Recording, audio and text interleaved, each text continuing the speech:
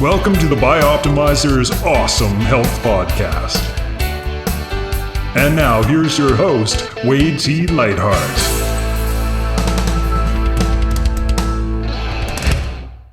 What if you could double your energy naturally without caffeine or stimulants in just 3 short months?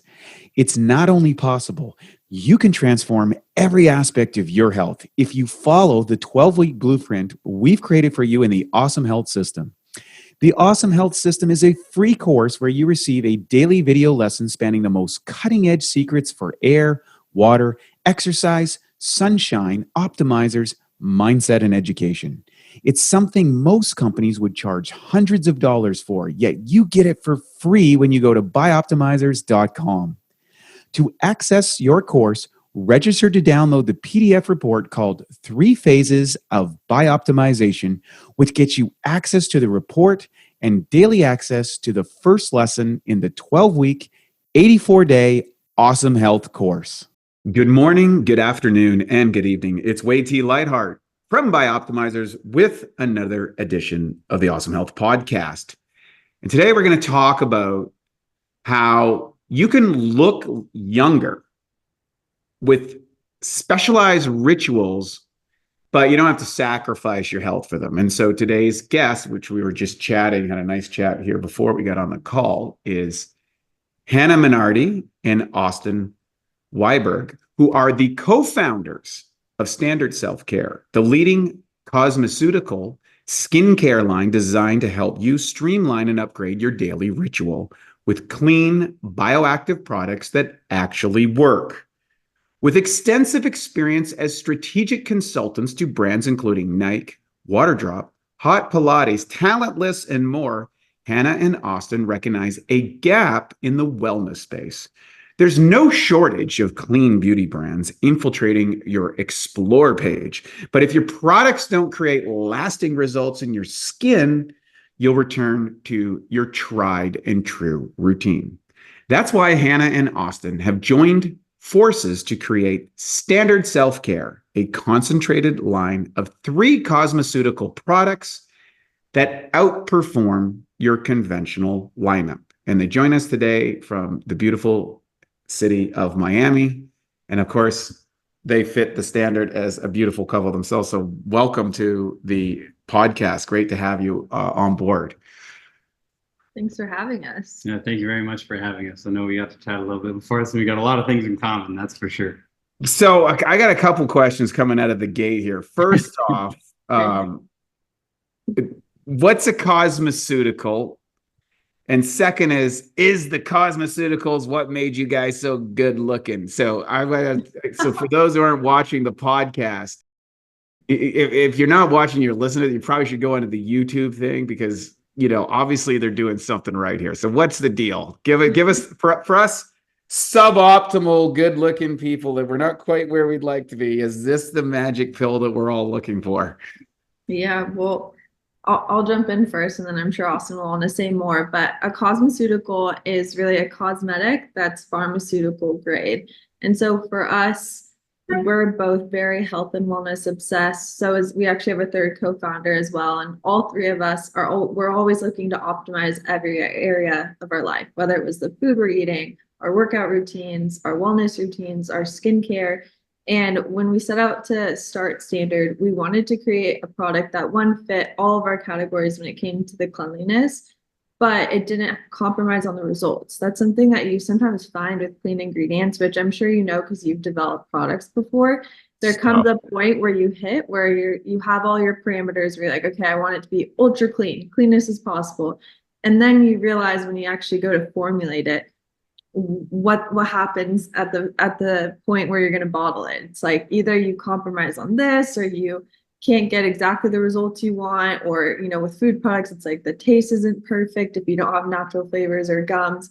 And for us, we wanted to be a product where it was your tried and true skincare that actually got the results you're looking for. So anti-aging, all of the skin brightening and plumping that you want, collagen production, but didn't have harsh chemicals and artificial ingredients, synthetic ingredients that can really, one, irritate your skin, but is also really hard on your endocrine system. and your hormones. Especially for women, we use so many products topically that load on your body is really hard. So yeah, that's why we created the products, and we wanted them to be products that don't make you feel like you have to compromise on anything. Right. So that's why it's a pharmaceutical cosmetic. You're mixing the two. It's not like, at first I thought, is this like pharmaceuticals from outer space? Cosmetic. Like, what is this stuff? I'm excited about it. I mean, in reality, it's crazy. The best part about a cosmeceutical and what really defines it is its bioactivity, right? And its efficacy levels. So that's why we couldn't compromise, right? We need those high efficacy levels to provide the results, right? And we need those bioactive ingredients to provide the results. A lot of brands out there don't focus on the results. They just focus on the cleanliness. And then a lot of them only focus on the side of effectiveness, but then they don't focus on the cleanliness of ingredients. So we wanted to bring both together because I'm sure your skin is your largest organ. Anything that you put on it ends up inside of you. Yeah, this is a really poignant point, because there's been so much pressure, particularly on young females, to look a certain way. And I think if we were to poll, 1,000 young men and 1,000 women, we'd see probably a ginormous variance between the use of skin care. Between women and men. Women are more likely to go down that road. They seem to be more cosmetically sensitive. They seem to be more into all of the agents of beauty. Men tend to follow it. Like, men get involved later on in life, after I just got into this whole skincare thing about a year ago when they were trying to make me look good for this book. And I started it was ironic.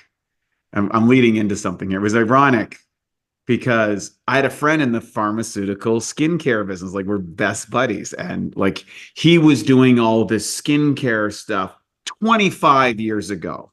Yeah. And he's a good looking guy and all that sort of stuff. And when they started, and he was bugging me 25 years ago, and I'm like, whatever, who cares? I'm a dude, doesn't matter, you're too metro, dude, that's not cool. And what's interesting is then my publicist and all this are like, wait, we got to fix you up, man. You're looking a little ragged here, I'm in my 50s and stuff. I said, all right, well, so I had fought, and I did skincare. I met all these skincare experts and all these doctors, and everybody's got a pitch, right? Everybody's got theirs is the best. But I compared myself. I looked at my friend and I was laughing about it when I was like, dude, I need some help here. How do I sort through this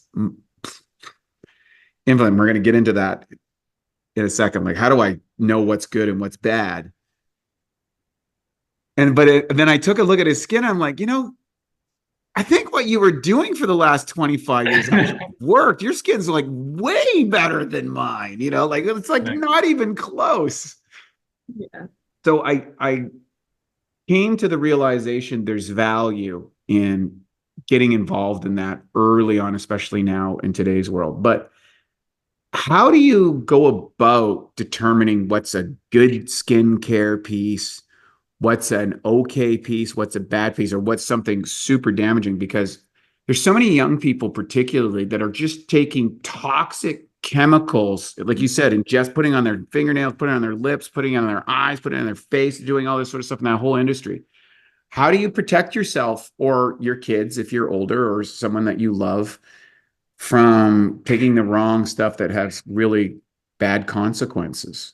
Yeah. I'll let Hannah take the ingredient side. I'll just say one thing. What you said is absolutely true, right? Yeah. You have to have a result in mind. So if your result is anti-acne versus if your result is anti-aging, it doesn't really matter when you start. You should start immediately, right? And soon, as fast as possible, so that you can help your skin not ever get to that state, right? Not ever get to the age state, or not ever get to a state of having super acne prone skin because of all the chemicals that you use on it, or super sensitive skin because of all of the chemicals that you use on it. But I'll let Hannah dive into the why.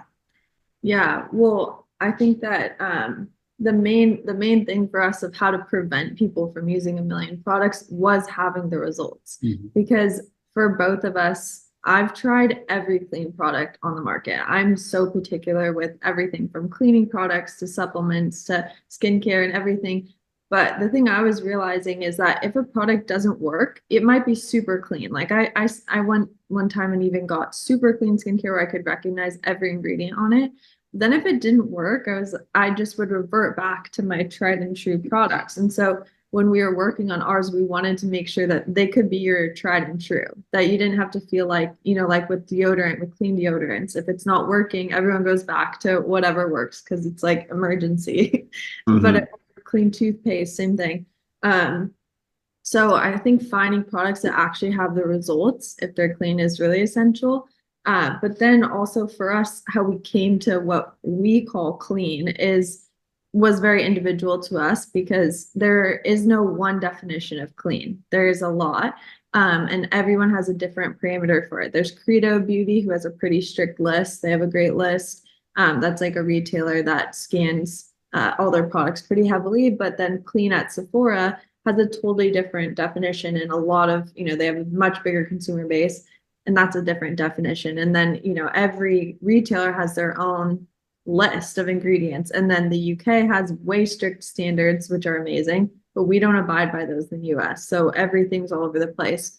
But for us, we partner with some great clean beauty resources. So one of them is Think Dirty. We do a lot of work with them, and they make the education part and the transparency part for consumers a lot simpler. You can actually scan any product or just search it on the app and see it, and it breaks down every ingredient in an easy to read way, and it grades them. So you could see if it's, maybe your skincare products have a 1 and it tells you why it is. So then you can be like, okay, so this is actually a lot cleaner than maybe your other product had all ingredients that were red, so you might have like one that's a yellow. So it's like a little bit in between, but that way you're more educated about all the things that you're putting on your skin.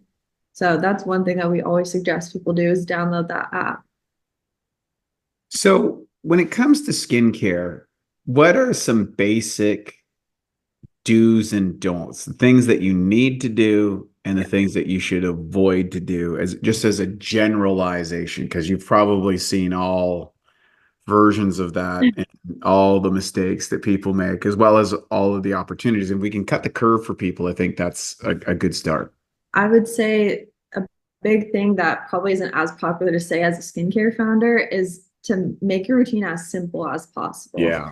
That's something that a lot of people miss on, and especially young people who have like more problematic skin. I think as you get older, the acneic skin isn't as much of an issue, but when you're younger, when you're trying so many different products just because you saw one on TikTok, one on Instagram, and this influencer, this celebrity used it, and you're trying so many things, it's really important to really simplify your routine, get your skin in check, and then if you're adding products, do it kind of like one at a time.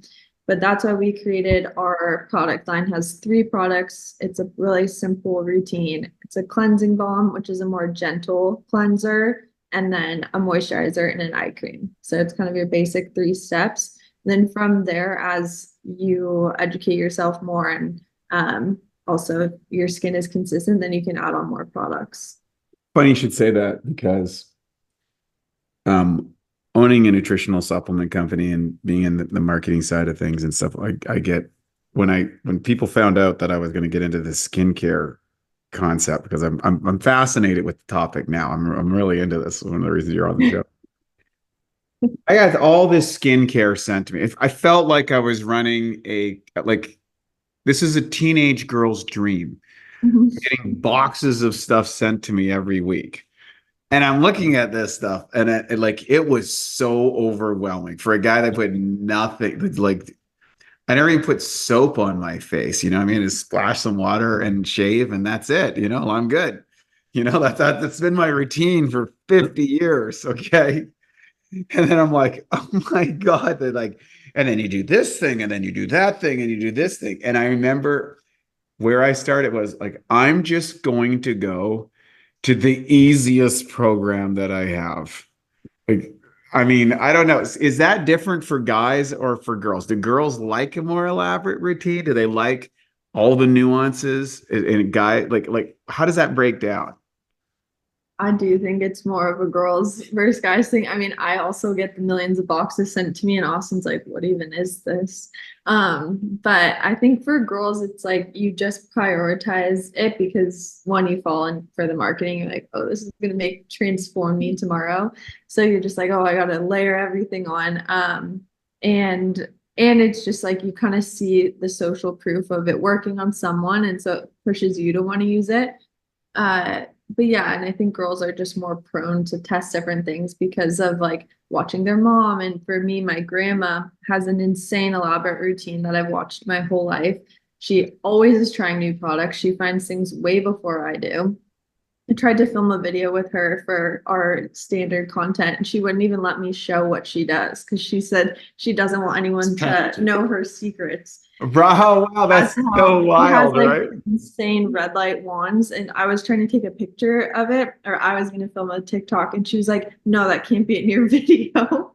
Yeah. She's like, "I don't want people to know what that is," and I was like, "Okay." So yeah, I think it's like you watch people around you get into these things, and it inspires you. But for my grandma, something is working because she's 80 plus and has barely any wrinkles. So Wow, that's amazing. I also and think nothing done. That's the key it's point. kind of the reasoning too behind, like you were saying, like you didn't care about your skin when you're a young man. Like not a lot of young men do, to be honest. They don't look at that, right, as like a determining factor of like their self-consciousness. Normally what they do is actually look at how like buff they are, right? Or Correct. how often they go to the gym or how fit and that type of stuff. Just like I did when I was 14, right? I never really once, like my mom used this cleanser, and I've used it to this day. Like it's a charcoal cleanser, and I've literally used it to this day because that's all I really knew at the time, right? But at the end of the day, that's a reason, because we didn't know we were going to get into skincare. We just knew we wanted to do some form of wellness product to start, and then we actually formed our list of no's of what we saw like we didn't want in our products to keep them ultra clean, right? But the key there of why we like went from clean products to clean beauty and skincare products is actually through like the amount of self-consciousness that we saw in like today's population, right? Nowadays, whether you're a guy or a girl, or you're on TikTok, Instagram, Facebook, whatever you're doing, your face is at the forefront of your own, right? So if your face is at the forefront of your own brand, like the key there is to keep that as like under lock and key, right? You want to keep that as your safekeeping, and you want to make sure that it has to do, makes you feel comfortable. And that's how we actually ended up on saying like self-care instead of just going into like standard cosmeceuticals or standard skincare, because we do plan on doing more products and we do have more in line. But the key there is just like we knew to start with something that was so outside that it could also affect someone inside, not just from the ingredients, but from other people's perspectives, right? If you're acne prone, right, a lot of people will not show their faces much, or they'll wear large amounts of makeup to cover that, right? Which only really gets you deeper into the hole, right, of clogging your pores and things like that. It's not really necessary. All you should do is have a simplified routine where you know you're getting clean ingredients, because a lot of those bad ingredients will disrupt your hormones and just make you even more spiraling down, further and further down bad skin, right? And that's very interesting, because I remember, I'm old enough to know like life before the internet and then life before social media. Yeah. And I remember when the Kardashians started to come to popularity, and then all of a sudden there was this, what I call the porcelain face look. Like, like girls literally started caking stuff on their faces. Like it seemed like it was a 1/4 inch, like it was like plastering their faces, and everything changed.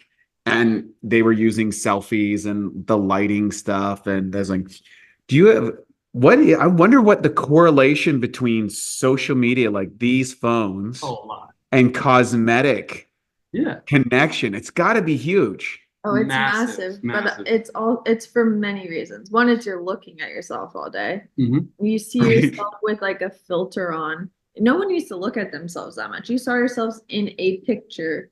Even my grandparents' time, you saw yourself in a film picture that was developed like days or weeks later. So you didn't really know what you looked like in a photo. Now you have to be camera ready at all times, in your own home even. And so that's why people get even a lot of invasive work done, and actual cosmetic work done, not just makeup and putting things on your skin, is because they want to be able to look that ready and comparatively to a Kardashian, because as you're scrolling on your phone, not that you're friends with a Kardashian, but you're seeing your picture literally right next to a Kardashian. So then you're comparing. And I also have, we're not that we're older, but we're more millennial. My sister is Gen Z, and so I get to hear kind of the conversations between her and her girlfriends. And it's really interesting because they feel so much more pressure. I mean, I feel like I just was someone who didn't really look and compare myself that way. But I know girls and like friends my age that did, but it's a whole nother level of comparison that this younger generation has. And my sister and all her friends, as soon as one person gets something done, and they're super young, like 21, 20, 19, they get something done, and then the whole friend group does. And my sister said the reasoning is, and the reason she's almost gotten things done, like she'll call me and be like, should I get this done? No, but she is, because they all take pictures together. And she's like, Hannah, like, it's honestly makes me feel super self-conscious because, and it makes sense because you see yourself in a picture right next to someone, you're like, wow, they do look really good. Yeah. Like they're in the sun and they have no wrinkles whatsoever. Right. Like we're young, so it's not like we have crazy wrinkles, but it's, you see those differences. You're not as snatched or whatever it is. And that's just the difference. Like I grew up with mom and grandma who never had anything done, but my girlfriends who grew up with parents who had a lot done, they started getting things done at like 17, 18, 19. Right. That's who they were comparing beauty standards to. But now that you have social media, you're comparing to everyone in the world versus just who's in your family. Yeah. It's such a different level of pressure. Yeah, it's really, I really feel for people today, and that, just that cosmetic pressure that they feel or put on themselves. And I don't know how to navigate it. Obviously, it is what it is, and this is the world that you live in. Like, you got to be digitally savvy, and if you want to be out there looking your best and shining up, you're going to need some self-care. And so let's talk about standard self-care. So what makes your company so different, and what niche have you decided to address? I know you kind of talked about clean and like clean and effective. So like I've been in formulation of products for 20 years. It's not easy. It's way harder than people think. It's way harder to get something that works and that works in the cells and creates the results, but it's non-toxic and stuff like that. So like, how did that all arise for you guys? Yeah. Well, we first and foremost, I agree. It took us 2+ years just to formulate. So we're right there with you on that one. Ours was extra difficult because we didn't want to settle, right? We wanted the best of the best here. And to even make it more complicated, we wanted at a reasonable price point. So we're solving like multiple different people's problems, right? A lot of people can't afford like a $300 eye cream, right? Or $100 cleanser. It doesn't mean that's better either. Exactly. A lot of it's just marketing. A lot of it's very, very good marketing. We wanted something that was 1, accessible, 2, clean, like we talked about, 3, it got results, and 4, people want, like, our main thing is exactly what you were talking about earlier. We want it to be super routine. So that's why we came up with more of a 3-step process, right? Right, because doing it regularly is a critical element of whatever program you're doing. You can't just, hey, oh, it's Friday night, I'm going out, let's fix up my face and Exactly. Regimen is key. Like we were talking about earlier, even in your working out, right? If you go to the gym once a day, you're not going to see a lot of change. And even if you go to the gym a month straight, you're not going to see that much change to where you're like, especially if you look at yourself every day, you're not going to see enough to be like, oh, this is really killing it, right? Unless maybe you're cutting or doing some stuff like that, right? But in general, it takes consistency over time for your skin to see real change and for you to see real change in your skin. So we kind of addressed those 4. But the start of it, like I was saying earlier, we didn't really know we wanted to jump directly into skincare. We were just all health gurus in our own rights, right? Like I played sports since I was a child, so did Hannah. We were all obsessed with kind of like what we ate, how we performed, and what that correlation was. And what we really noticed is just like all of these products, because we'd work with a lot of different products that were in the healthcare space, or the health space, I should say, like all of the ones in Whole Foods and things like that, when Whole Foods is really getting popular. And we were looking at them and we're like, all of this is almost marketing. Like, this is my favorite thing to say, and I'm sure you know this too. The label USDA organic, because that was pushed through Whole Foods a lot of the time, is only 95%. And my first thought, just being me, and Hannah's first thought as well, all of our first thought was like, why is this not 100%? Like, I'm confused.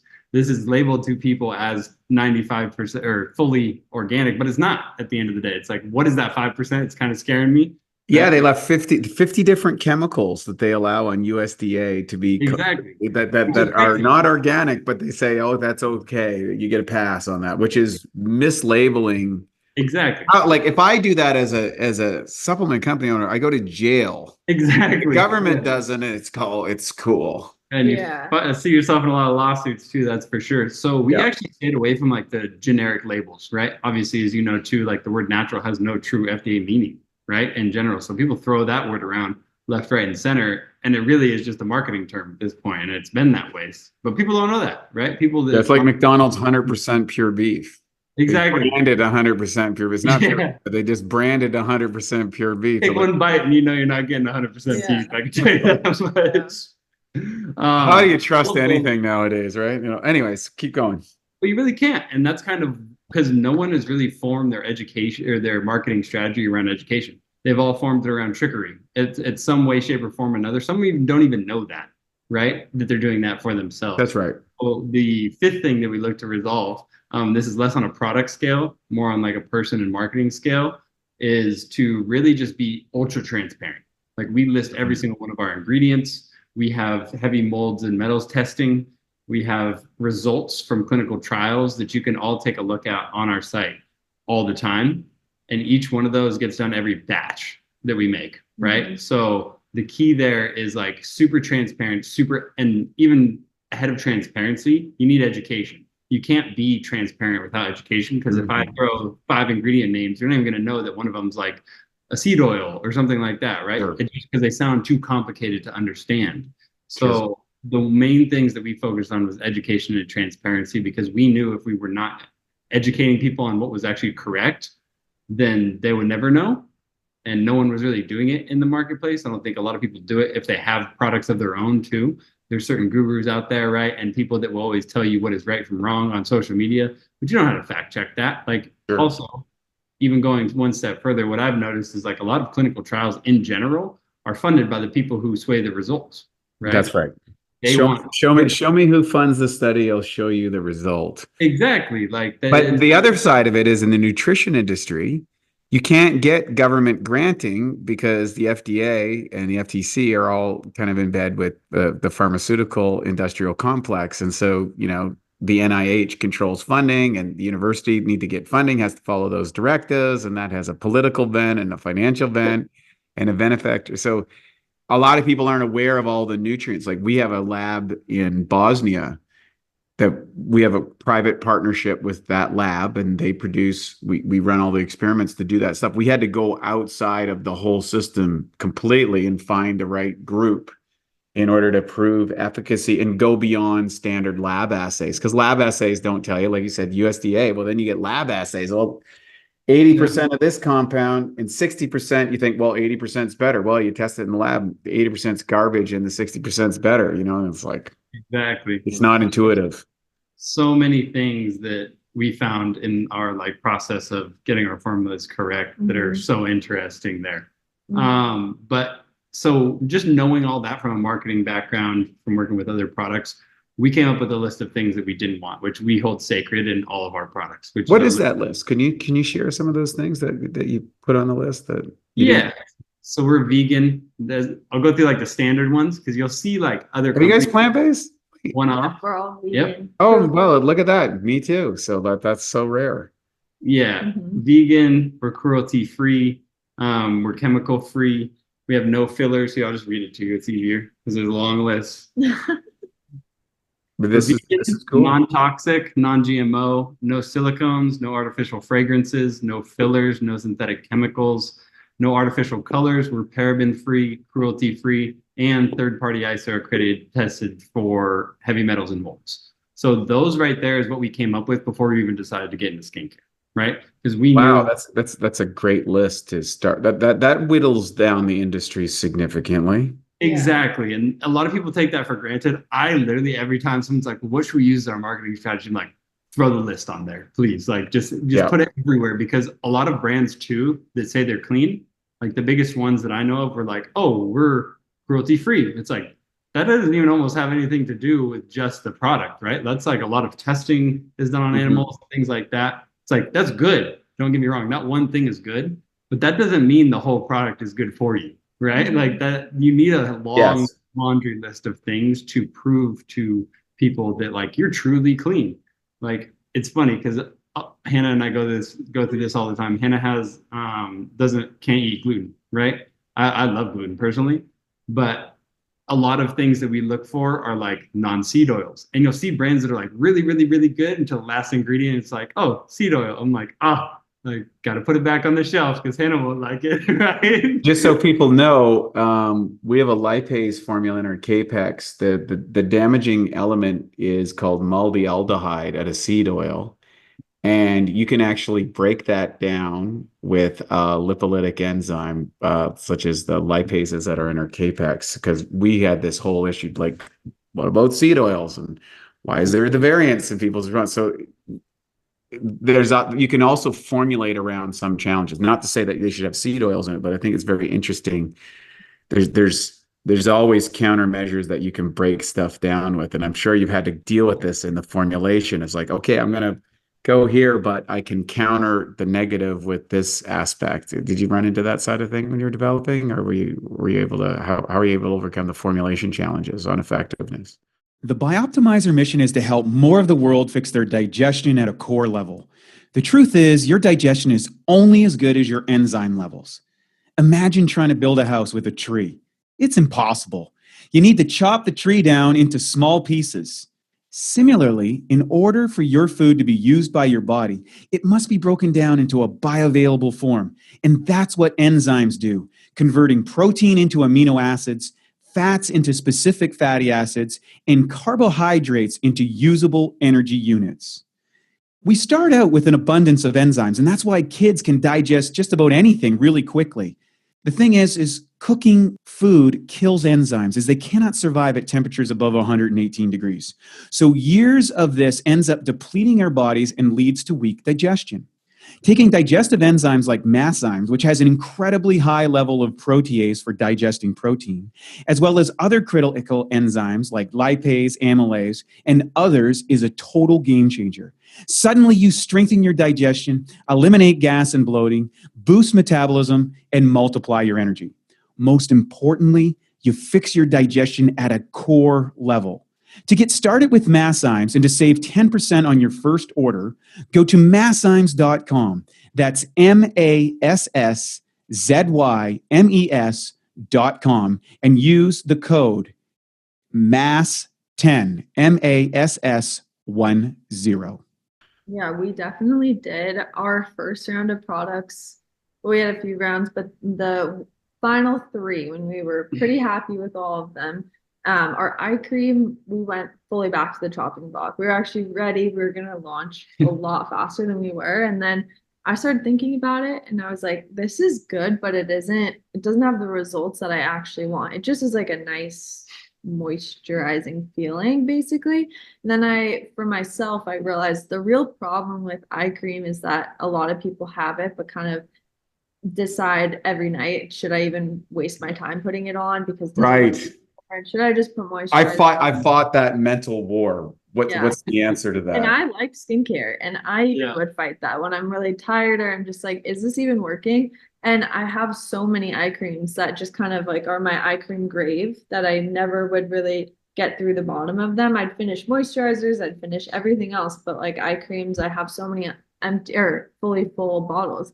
And so I was like, okay, if this eye cream is not actually a higher standard, because also our name is standard, we want to be the higher standard for every product. We redid the eye cream entirely to make sure it really had those results.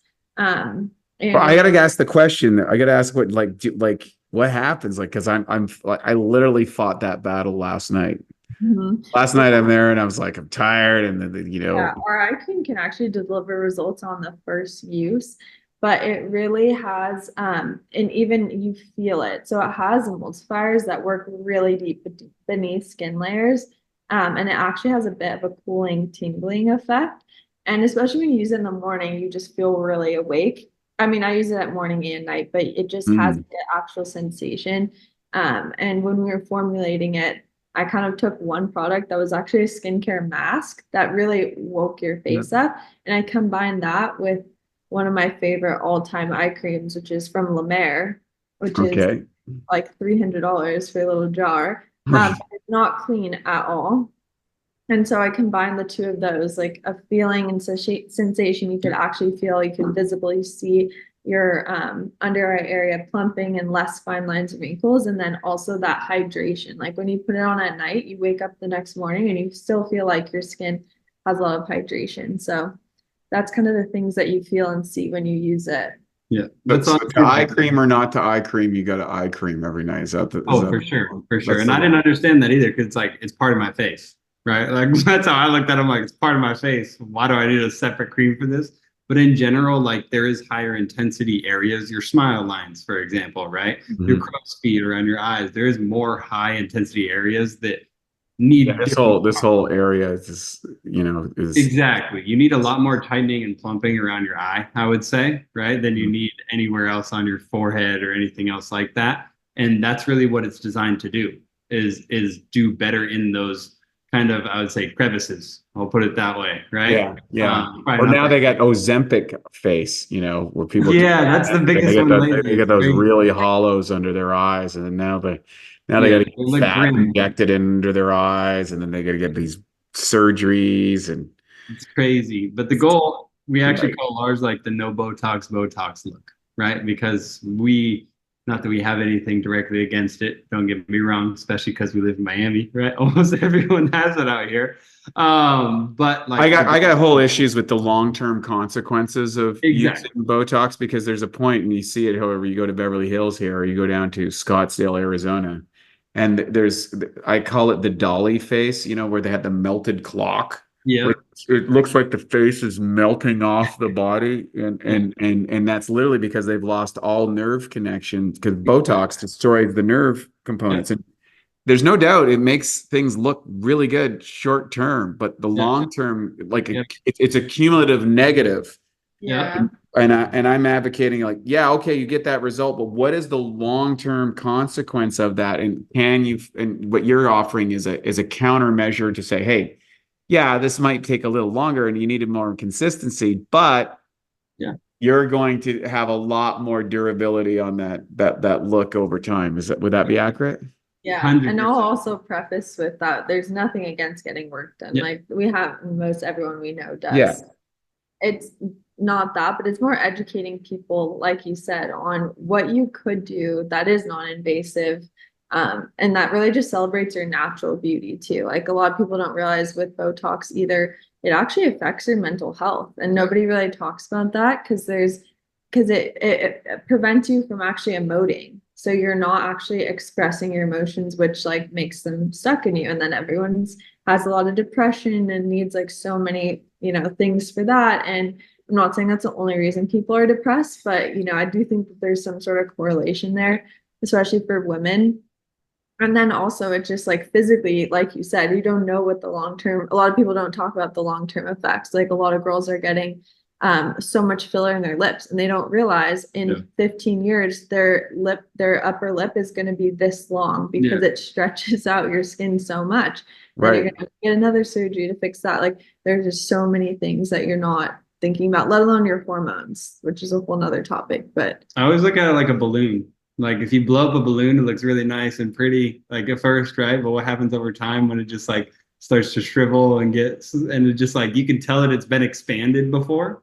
It's the same thing, right? And I want to divert a little bit. I've polled dozens and dozens of my guy friends on lip injections.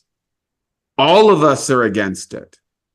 really? Like across the board, we're like, what's going on here? I don't get it. I don't get it. My friends don't get it. I've told my younger friends, like we just don't get it. Yeah, I think there's definitely, it's funny because I learned a little bit about this weekend because I did not know what a lip flip was, but I would say like, I think there's certain circumstances that it's definitely done, but now it's just being abused, especially out here. Like out here, like I joke with Hannah all the time because there's clearly one doctor that's doing everything. Like supposedly, I tell her, I'm like, it's really hard to see people's like races anymore because everyone has the same nose. Like Right. it's difficult. Like for me, I can't figure it out. I don't know like what it's coming from, but it's clearly just because of a lot of that. And people have a certain look now, right? Like you could go to the doctor and be like, I want a nose like this person. I want a nose like this person. Well, Again, yeah. I mean, the technology is amazing. yeah, It and can there's do nothing for wrong people, with but that. it's But like, homogenous. Everybody's becoming kind of homogenous. yeah, exactly. And there's nothing wrong with that. Like I do want to make that very, very prevalent in this conversation. Like if I'll that's just say there's all kinds of things wrong with it. Just be an old Yeah, I codger. was gonna say he doesn't have a yeah, I can tell. I can tell. PC. We're trying I to be think- PC over here. No, I'm just having fun here, guys. Yeah, no, Cancel I really, like, cancel me. don't Go care. ahead, whatever. It's like it's your body, like you do what you like with it. Sure. I have no problem like saying that, but at the same time, like I don't think people are getting what they're asking for a lot of the times because of what we said. There's a maintenance process. That's what people fail to realize. That maintenance process is pretty much like if you do your lips, right? And I don't know, 2-3 years down the line, right? They're not where they used to be. Chances are they probably would have stayed the same at least over those years, right? But now that you've kind of messed with them, now they're worse than they are 3-6 years ago. So you got to double the dose, right? Yeah. That's what people do to fix the problem. They double the dose. And when you double down like that, you're just going to wait another 2 to 3 years and going to have to do it again and again and again and again. It's just digging yourself a hole when there's plenty of other things out there. There's like lip plumping gels, right, that you can utilize.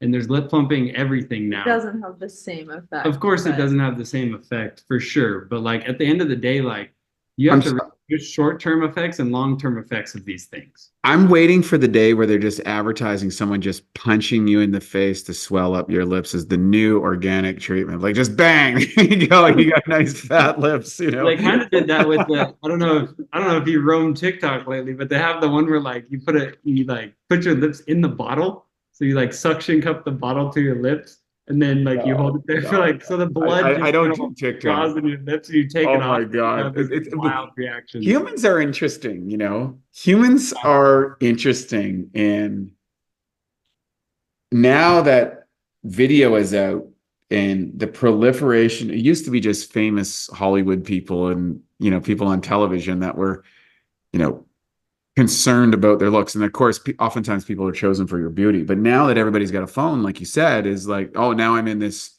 competition and it seems to make people much more self-conscious and worried about how they look and all that, especially if there's trolling on it. Like, oh, you know,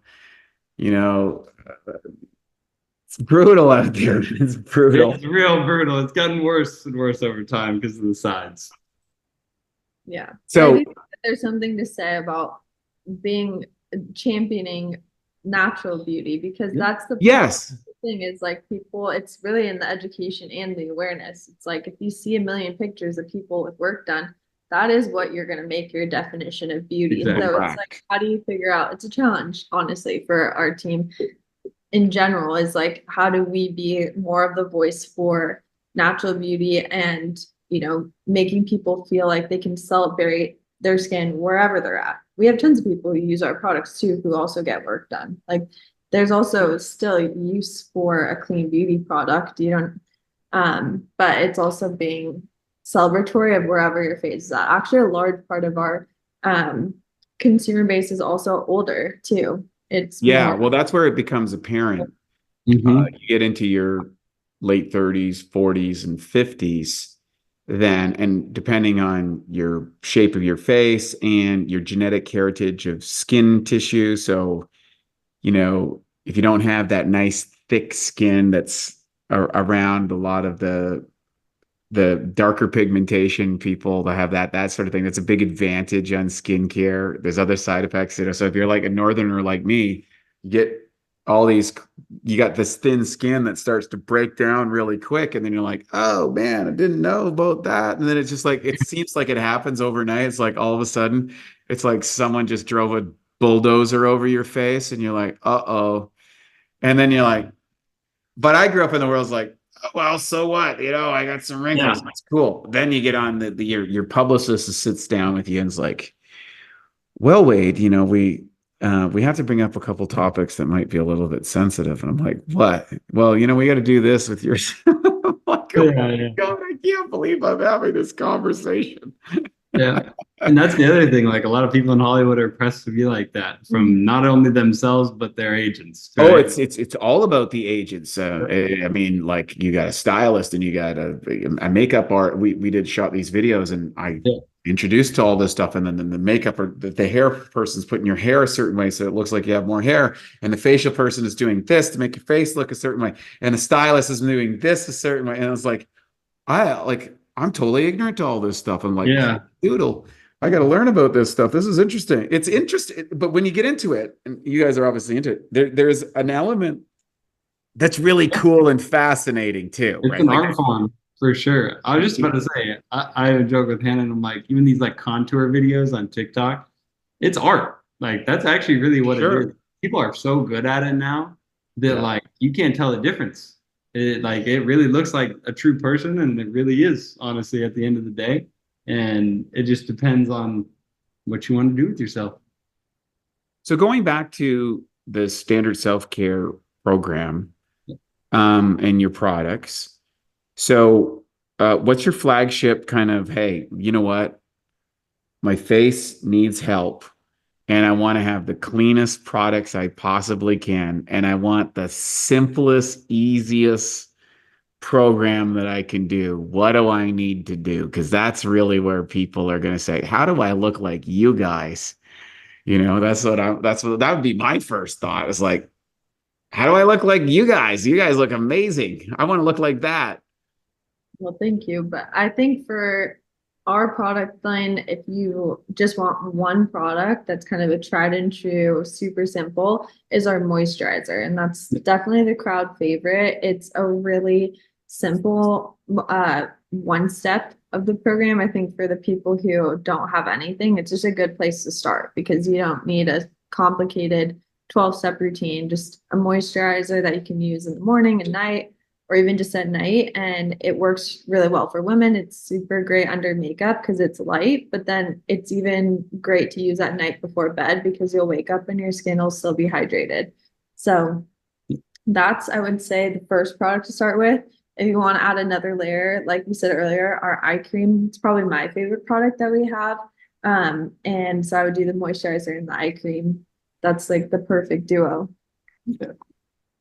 And I think the coolest, like the most innovative one I would say that we have, I mean, they're all innovative just by nature, but the most innovative one that we have is our cleanser. Our cleansing balm also just is a makeup remover, right? Which a lot of people don't know this, but makeup removing wipes are not the way to go, right? They create a lot of micro tears in your skin and things like that that are just not good for your skin. So our cleansing balm is designed to remove makeup and cleanse your skin. So it takes out all that impurities of your skin, right? It takes off your makeup, and there's almost like a very like welcoming glow, right? When you use that after you take it off. Got it. Okay. Is there differences between men and women?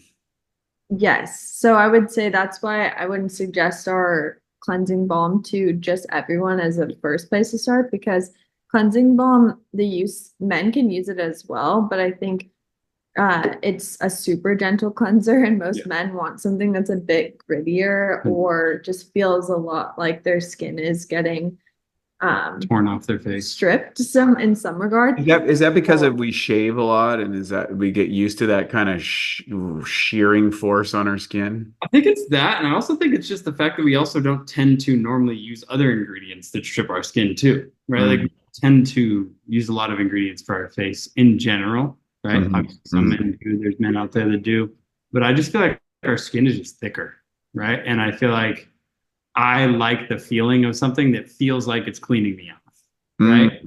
Versus like maybe if you know you're on the sensitive side of the skin, then you know you shouldn't be as harsh on your skin too. Right. That's my theory. But I've always liked things that are like really harsh.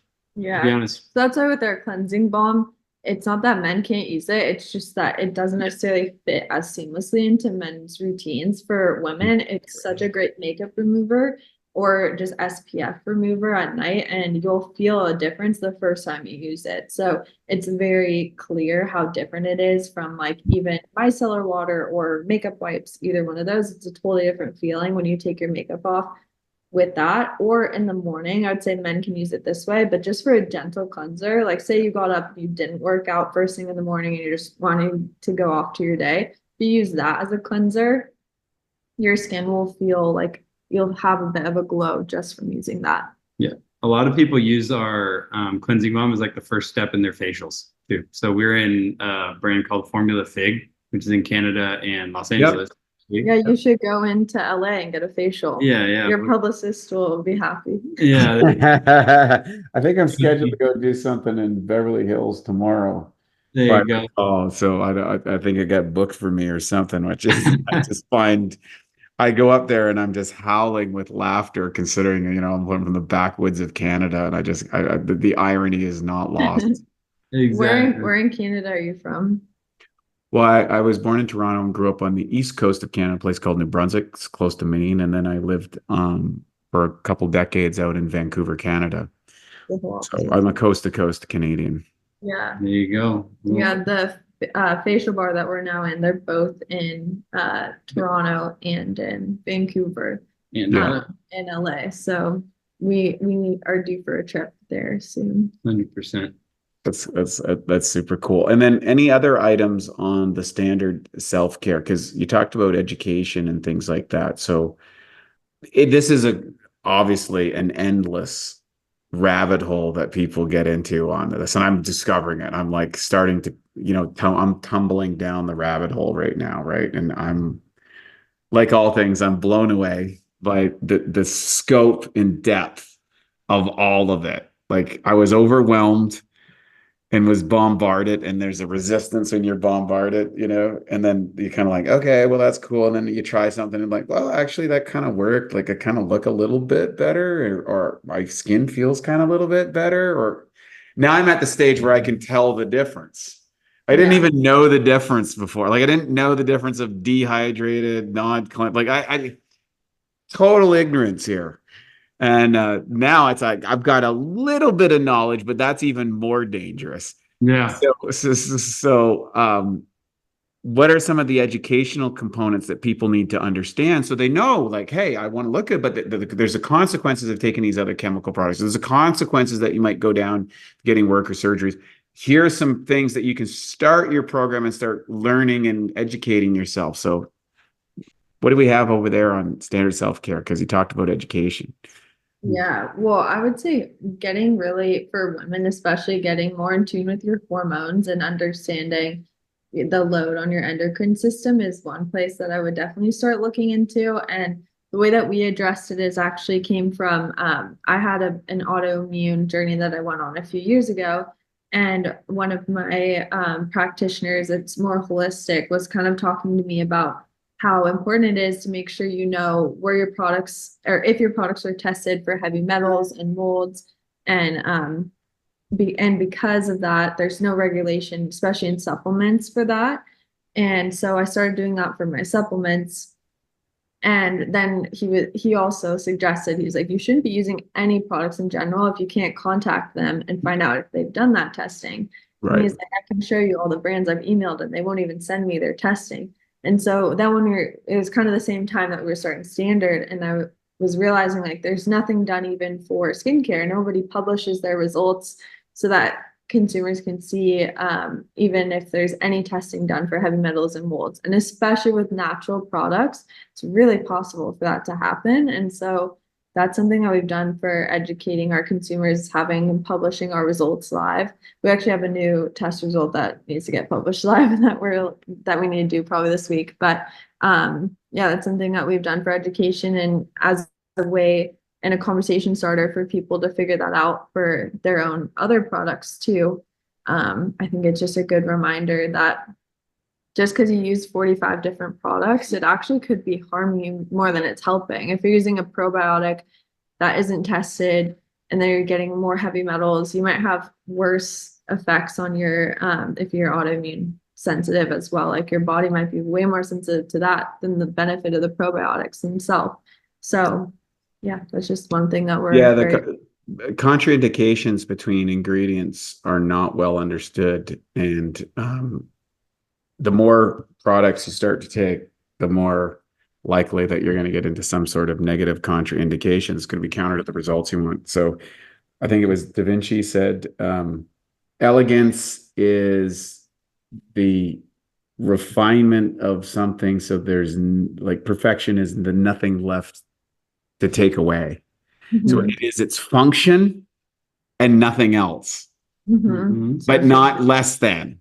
And that's a really good psychological point to look in design of anything. And like, what is that refined elegance? It's just that. And I remember looking at an iPhone, for example, we take this for granted, but Steve Jobs used to sit in Zen gardens for hours and think about design of his computers, because he felt computers were ugly and they were blocky and they didn't have aesthetics, and he wanted to create beautiful artistic products that were fully functional, which is kind of captured within a Zen garden. And that was the iteration between the most successful electronics device in the world, by really thinking through that. So I love the fact that you're looking at these elegance solutions in around a topic as complex and as deep as standard self-care. Yeah. If you also want to just start your education, our social media is a great place. Like that's where do they find you? How do they find out about your company and all that sort of stuff? That's actually what we use our entire TikTok for. We really don't even showcase the products that much. We use it more for education. So it's just at Standard Self-Care everywhere, but we're mostly active on Instagram and TikTok. Yep. Okay. Fantastic. And then you have a website? Yep. Yeah. It's also standardselfcare.com. Okay, great. But this is cool. I'm hoping that some people will try your products and take them a shot, give them a sense. I love the fact that you're all natural, and cool that you're plant-based as well. I haven't eaten meat in 24 years now. It's really odd. And it's been a fun journey. I'm not one of these vigilante vegans kind of going out and telling everybody what they need to do. But it's just it's nice to connect with you guys and find that that's one of the modes of the development of your product. So I really align with that. So thank you for that. I really appreciate that. Any final words that you want to share with our listeners? Yeah, well, we actually have a discount code for all of your listeners. Yeah. It's Bio40 and it's 40% off. Wow. Yep. So just to give your audience a little something. 40% off. That's an amazing offer. Holy cow. So they just put Bio40, go to any of your standard self-care, standardselfcare.com, Instagram, TikTok, whatever your social media platform that you like to go. They pop that in on any of your offers and boom, they get 40% discount. Yeah, exactly. We like to give people the leeway to try something new. So wow. That's awesome. We're pretty sure you will come back. Well, I wish you guys the best of success in your mission. I love companies that are high in their standards and making things simple and easy, and high in education. We're aligned in a lot of our values as far as how we operate as companies. And I can say, having been 20 years with my company, that excellence is its own reward, and there's always a market. So that's something that Matt and I committed to a long time ago, and it took us through all the ups and downs and rough waters of entrepreneurship and business. And today that's turned out to be a really good thing. So I encourage you to continue on and to set the standards of skincare for health and vitality. So thank you so much for joining us today. Thank you. Anytime. Thank you very much. We appreciate it. So there you have it, folks. Another edition of the Awesome Health Podcast. I hope you enjoyed this little navigation down to my own skincare challenges, as well as some of the options that are available for you at Standard Self-Care. If you like this episode, be sure to share it or pass it on to a friend. You can always subscribe to our channel. And of course, go to standardselfcare.com, check out their products. And I want to thank you all from Bioptimizers, from myself, And for our friends over at Standard Self-Care, thank you so much. Take care. Have a great day. And now for a Bioptimizers fixed digestion tip: how to get away with eating sugar.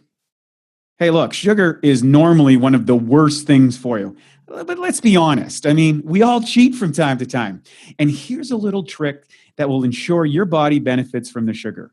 Now, before you eat or drink anything sweet, take 5 to 8 capsules of P3OM. The patented strain in the formula devours sugar so fast it literally doubles in the body every 20 minutes in the presence of sugar. That doesn't mean that you can or you should eat a bunch of sugar or sit around all day doing that. But on the days that you do cheat, or you go after one of those maybe meals that you wouldn't normally do, this ensures that you get something in your gut that eats the sugar. And it's not going to feed the bad guys or spike your blood glucose nearly as much. So to learn more about P3OM and its sugar-devouring and protein-digesting properties and how it can transform your gut and metabolism, go to www.bioptimizers.com. Thank you for listening to the Bioptimizers Awesome Health Podcast. You can find more information at bioptimizers.com.